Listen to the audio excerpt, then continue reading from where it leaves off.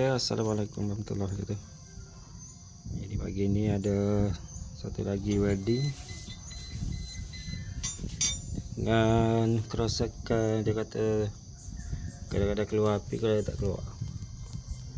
Okey, ada MES nombor 5.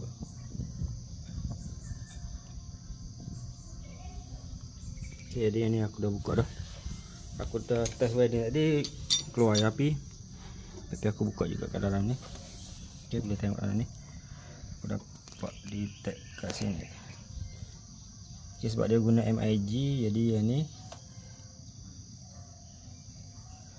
positif MIG dia ambil daripada sini. Dia pergi sini. Boleh tengok sebelah atas tu, tengok. Dia dah makan sini. Tu dia dah makan ni. Nampaklah skru ni dengan skru yang ni beza. Jadi sebelah sini positif, yang sebelah sini semi positif, yang sebelah sini negatif ni.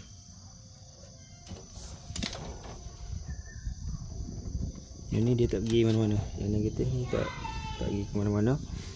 Jadi aku plan aku nak ambil kabel ini, gua tukar dengan yang sebelah sini. Sebab satu tu dia tak pakai tu sebelah ni. Tapi aku cek dia takut ada sambungan negatif, rasanya tak ada tu. Okey, satu lagi tengok sini. Tengok skru ni, Ni longgar. Ni, tengok longgar. Ni yang dia aku dah cabut bahagian depan. Depan ni pun longgar juga. Longgar. Tengok kan dia bergerak. Ni sebab dia tak pakai MMA, jadi dia pakai MIG. Jadi yang sebelah negatif dengan positif MIG lah yang kritikal. Jadi kerosakan dia di board semua okey, tak ada masalah. Hanya di tempat penyambungan saja, tempat yang ada skru tu. Jadi kalau welding yang lama-lama tu kena check bahagian tempat penyambungan yang ada skru macam ni. Sebab ni high M, kalau skru longgar sikit habis lah, dia makan lah situ. Okey, yang ketara yang ni. Yang ni ketara sangat.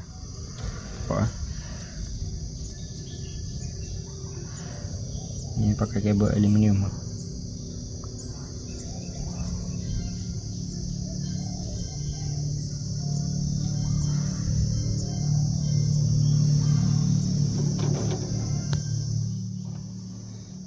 Okey, jadi hari ni aku nak betulkan balik penyambungan semua kabel semua. Aku tukar sebelah sini.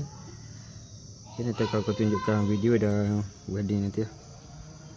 Cuma pakai pasang tadi, masalah tadi display dia dah tak hidup ni. Display dia ni. Okey, display dia dah tak hidup. Mana dua ni, aku tak pasti kenapa ni. Dia tak ada display dekat board. Tapi rasanya dia pakai gitu je, dia tak tengok mana ni, dia setting dia terus pakai. Okey. Itu saja perkongsian. Assalamualaikum warahmatullahi wabarakatuh.